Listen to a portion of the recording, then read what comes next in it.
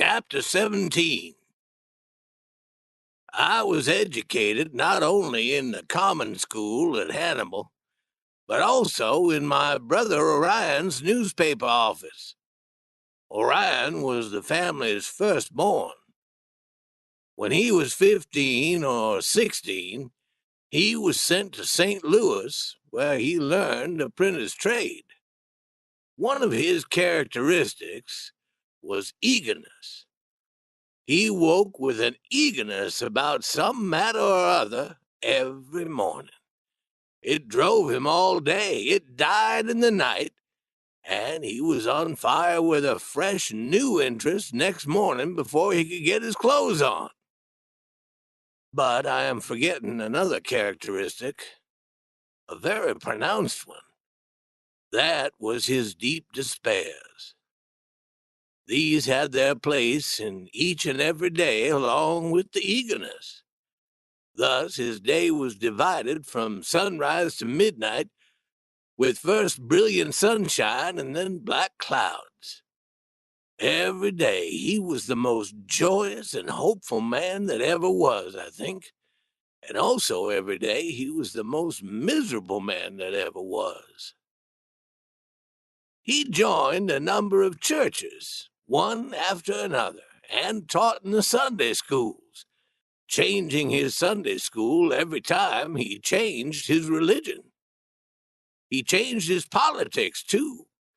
Whig today, Democrat next week, and anything fresh he could find in the political market the week after. Throughout his long life, he was always changing religions and enjoying the change of scenery. Notwithstanding, his honesty was never questioned. His principles were always high and absolutely unshakable. You could lower his spirits with a single word.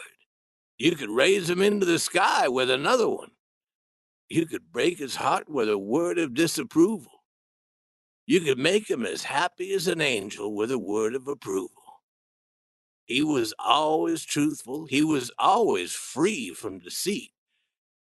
He was always honest and honorable. But in light matters, like religion and politics and such things, he never had a belief that could remain alive after a disapproving remark from a cat. He was always dreaming.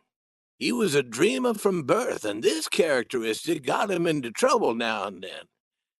Once, when he was 23 or 24 years old, he thought of the romantic idea of coming to Hannibal from St. Louis without giving us notice, in order that he might give the family a pleasant surprise.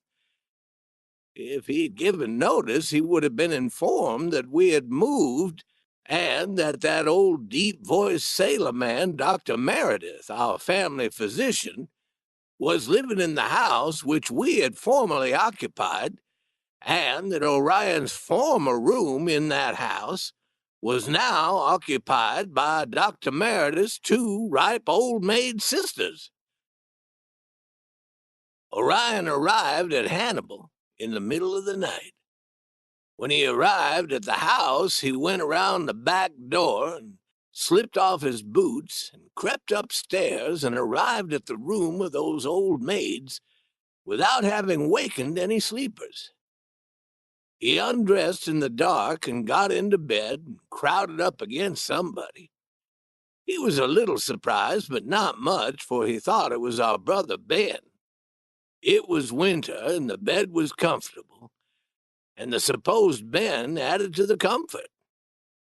And he was dropping off to sleep, very well satisfied with his progress so far and full of happy dreams of what was going to happen in the morning. But something else was going to happen sooner than that, and it happened now. The old maid that was being crowded presently came to a half-waking condition and protested against the crowding.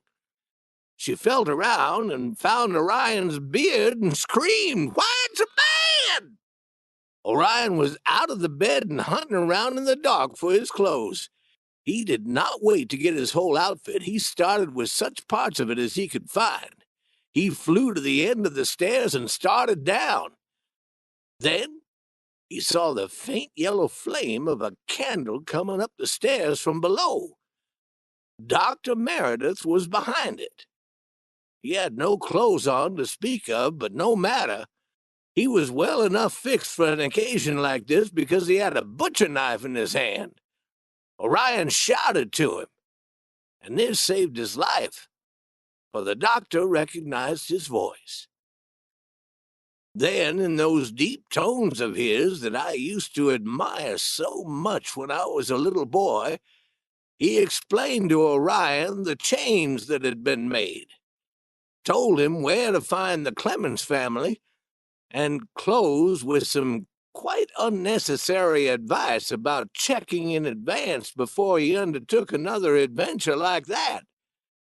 Advice which Orion probably never needed again as long as he lived.